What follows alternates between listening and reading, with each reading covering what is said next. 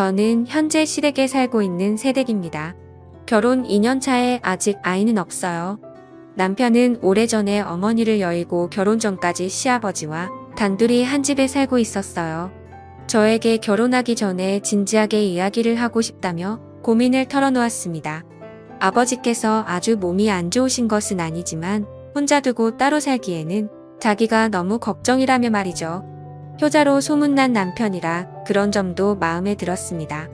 그래서 걱정 말라고 결혼해도 시아버지 모시고 살겠다고 이야기를 했습니다. 그러자 남편은 정말 들듯이 기뻐했어요.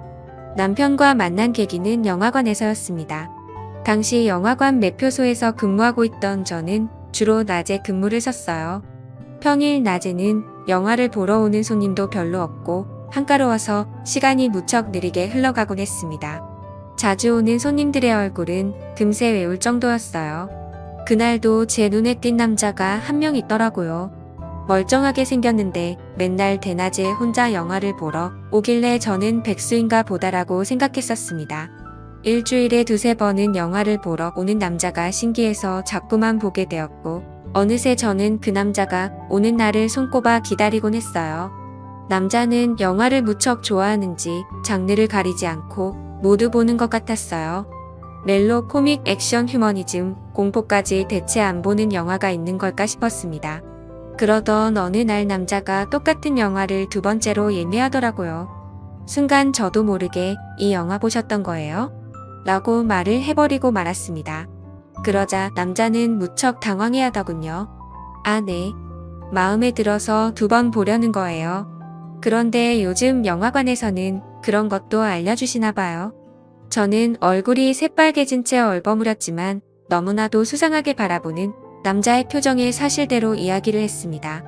예전부터 자꾸 눈이 가서 기억하고 있었다면 말이죠. 그러자 남자는 환하게 웃으며 오히려 기억해줘서 고맙다고 이야기를 했습니다. 그렇게 우리의 인연은 시작되었어요. 알고 보니 남편은 회사를 오후에 출근해서 새벽에 퇴근하기 때문에 친구들을 만날 기회가 적어서 혼자 영화를 보는 게 취미로 더해졌다고 하더군요. 그래서 매번 낮에 영화를 봤는데 그게 이렇게 저와의 인연을 만들어주게 될 줄은 꿈에도 몰랐다고 했어요.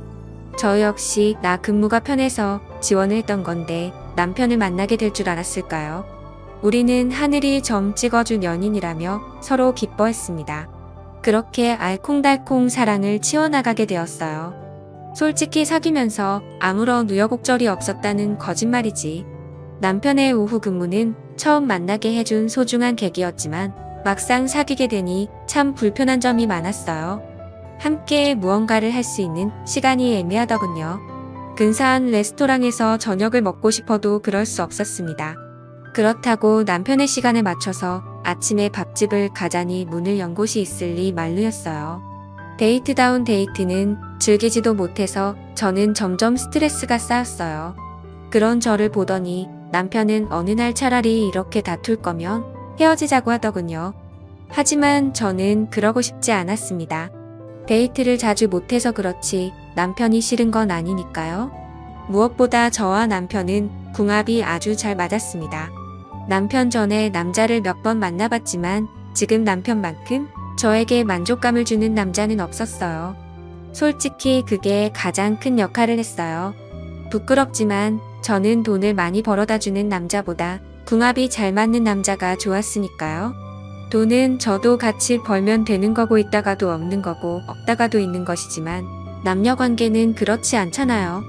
그렇기 때문에 남편의 바지를 잡고서라도 절대 헤어지지 않을 거라고 말했습니다. 때문인지 남편은 그 뒤로 헤어지자는 이야기를 꺼내지 않았어요. 차라리 이렇게 매번 힘들게 데이트를 할 바에는 아예 결혼을 하자고 결심을 했습니다.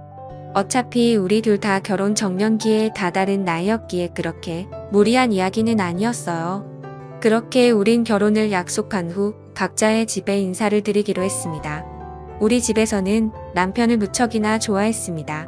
솔직히 처음에는 시큰둥한 반응이었어요. 남편의 외모가 그리 뛰어난 편은 아니었거든요. 키도 작고 동글동글해서 흔히 볼 수 있는 동네 아저씨처럼 생긴 남자였으니까요. 그런데 우리 부모님의 마음을 쏙 빼놓게 된 것은 바로 남편의 능력이었습니다. 저는 처음에는 그렇게 남편의 회사의 월급이 넉넉할 줄은 몰랐어요. 맨날 후줄근한 티셔츠와 청바지만 주구장창 입고 다녔기 때문에 벌이가 그저 그런가 싶었습니다. 그런데 엄마 아빠는 남편을 만나는 날 명함에 써있는 회사 이름을 보더니 눈이 휘둥그려지더군요. 아마 어른들은 알만한 사람들은 다 아는 그런 기업인가 봐요. 솔직히 저는 세상 물정을 잘 모르는 그런 나이였어요. 영화관에서 아르바이트를 하게 된 것도 부모님이 한 번은 스스로 돈을 벌어봐야 한다고 했기에 마지 못해서 딱 3개월만 일을 했던 것이었죠. 어릴 적부터 부족함 없이 지내왔습니다. 아버지는 식당을 3개 정도 운영하시고 어머니는 보육학원을 운영하는 원장님이셨어요. 그래서 물질적으로 엄청 부자처럼 풍요롭지 않아도 나름 여유있게 지냈던 것 같아요. 학창 시절부터 하고 싶은 건 거의 다 하고 지냈거든요.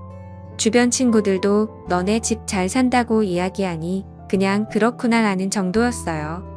마땅히 취직을 할 생각도 없어서 초등학교 때부터 꾸준히 하던 피아노로 이름 없는 대학교를 졸업했어요. 그래서인지 유달리 저는 멍하고 순진하다는 이야기를 많이 들었던 것 같아요. 금전적인 감각이 별로 없는 것도 어릴 적의 영향인 것 같았습니다.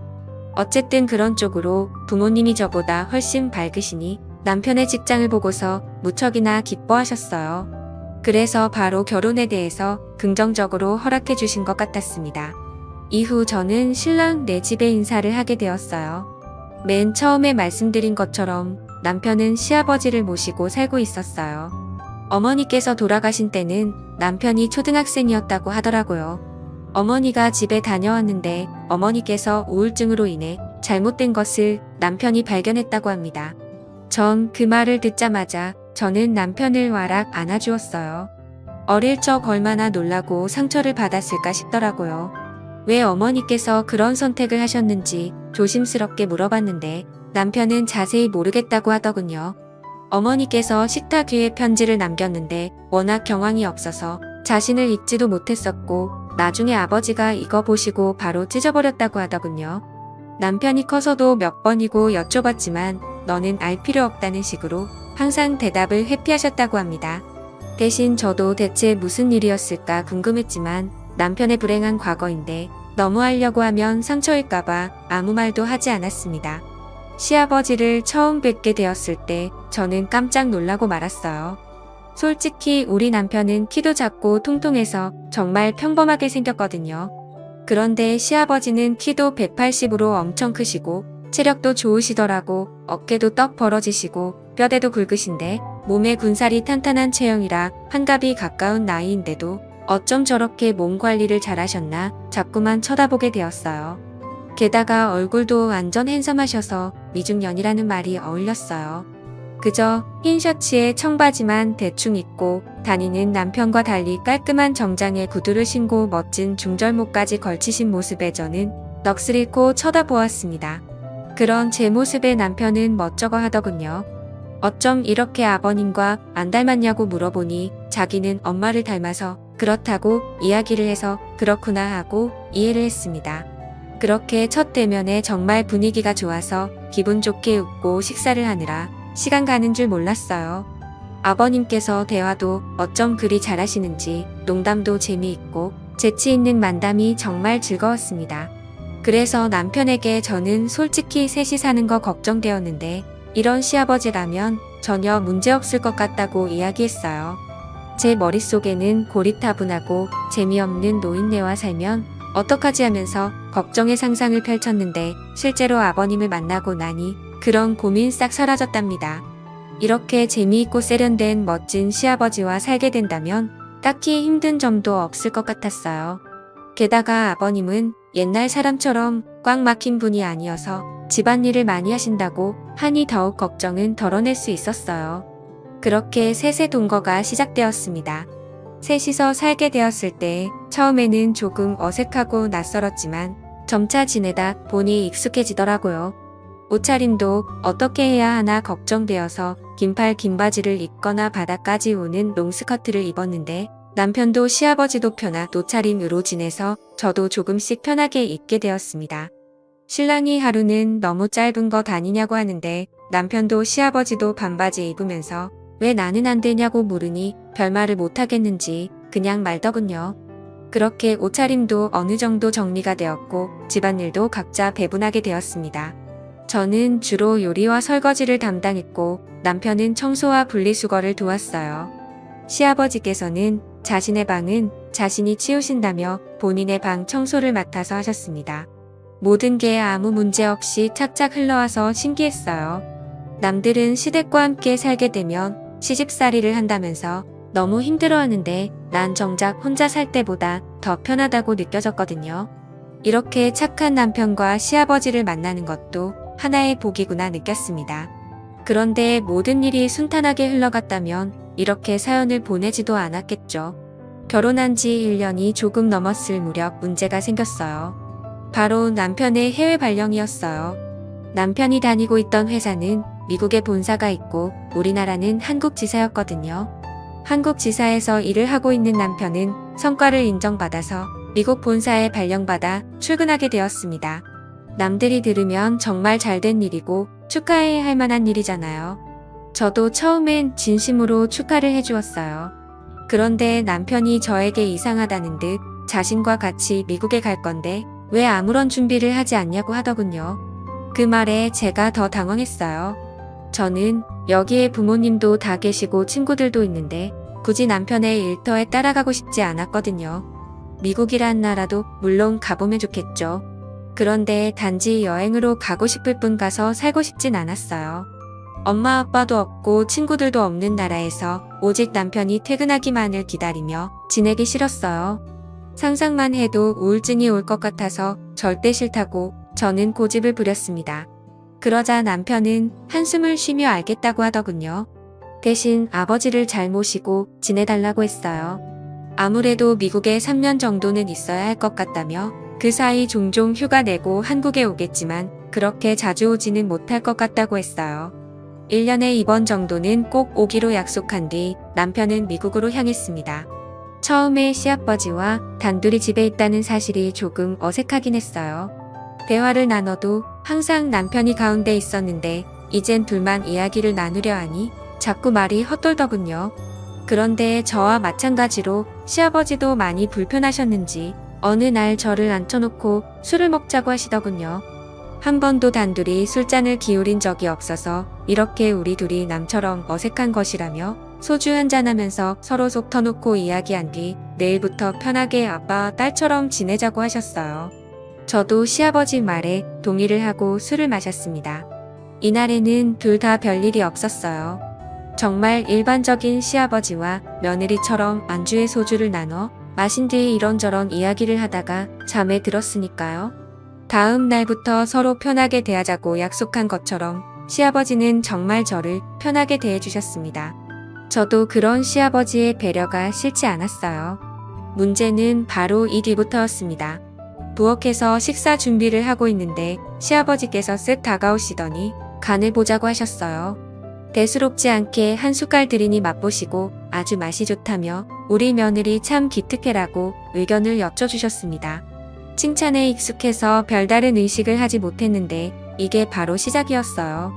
그 뒤로 시아버지께서는 칭찬을 할 때마다 미묘하게 스킨십을 하셨습니다. 처음에는 어깨 그 다음에 팔 허리 순으로 점점 나아갔어요.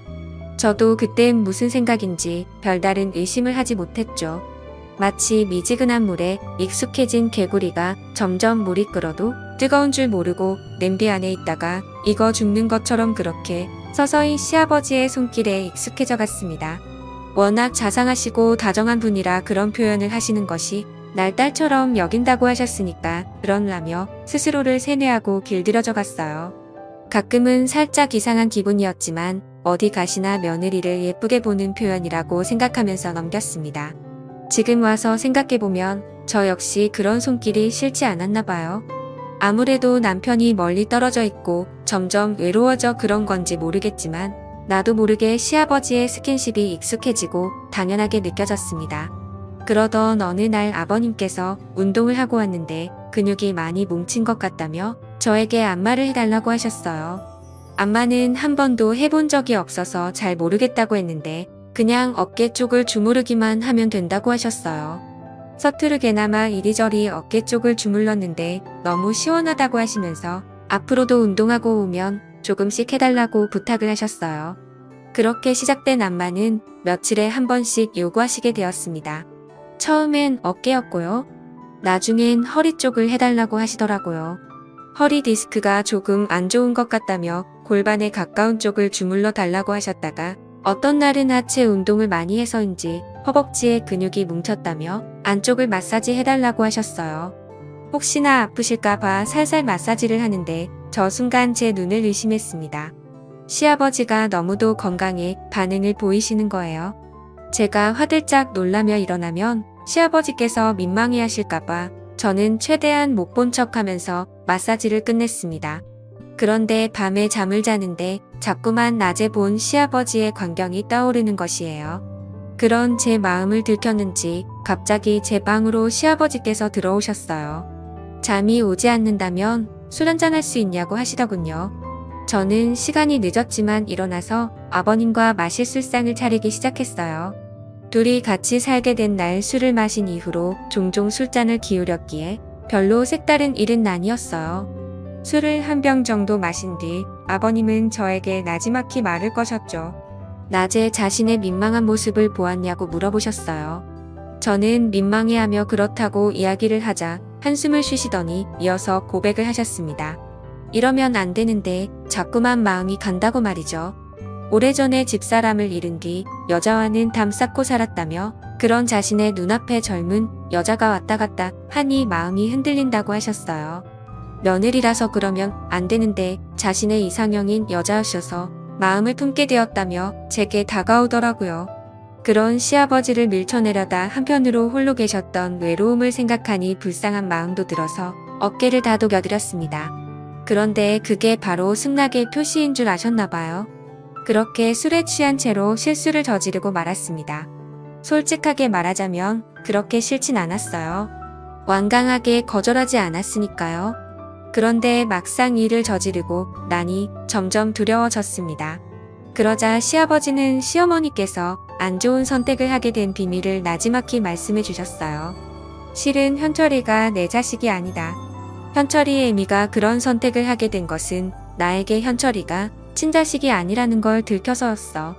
현철이는 현철이의 애미가 바람을 피워서 낳은 자식이고 자신과는 피 한 방울 섞이지 않았다.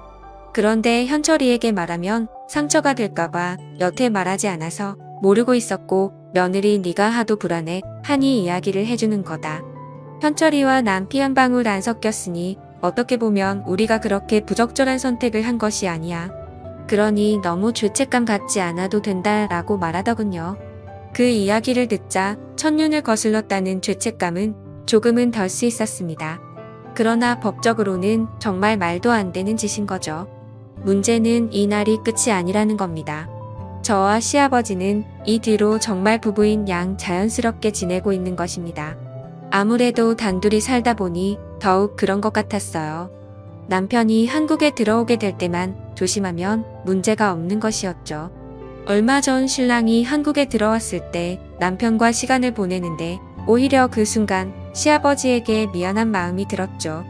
남들이 손가락질 할 것이라는 걸 잘 압니다. 그래서 지금까지 말도 못하고 숨겨왔어요.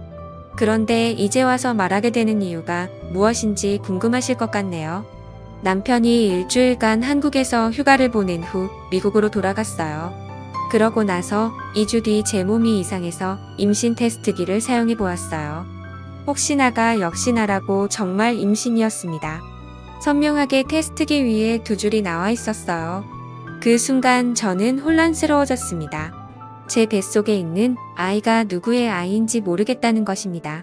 남편의 아이인지 시아버지의 아이인지 날짜를 정확히 모르니 잘 모르겠어요. 그래서 시아버지에게 이걸 털어놨더니 우리 둘이 입을 다물고 있으면 아무도 모를 거라고 하시더군요. 어차피 태어나기 전까지 유전자 검사도 하지 못하고 남편에게도 들키지 않으면 이대로 지내도 된다고 말이죠. 뱃속에 있는 애가 자신의 아들인지 손주인지는 아무런 상관이 없다고 말씀하시는데 저는 잘 모르겠어요. 내가 정말 아버님의 아이면 저는 어떻게 해야 할까요? 무엇보다 남편에게 모든 걸 사실대로 이야기해야 할까요? 착한 남편에게 상처를 주고 싶지 않습니다. 그렇다고 남편에게 아무런 이유도 없이 시아버지와 따로 살자고 인연을 끊자고 해도 듣지 않을 것 같아요.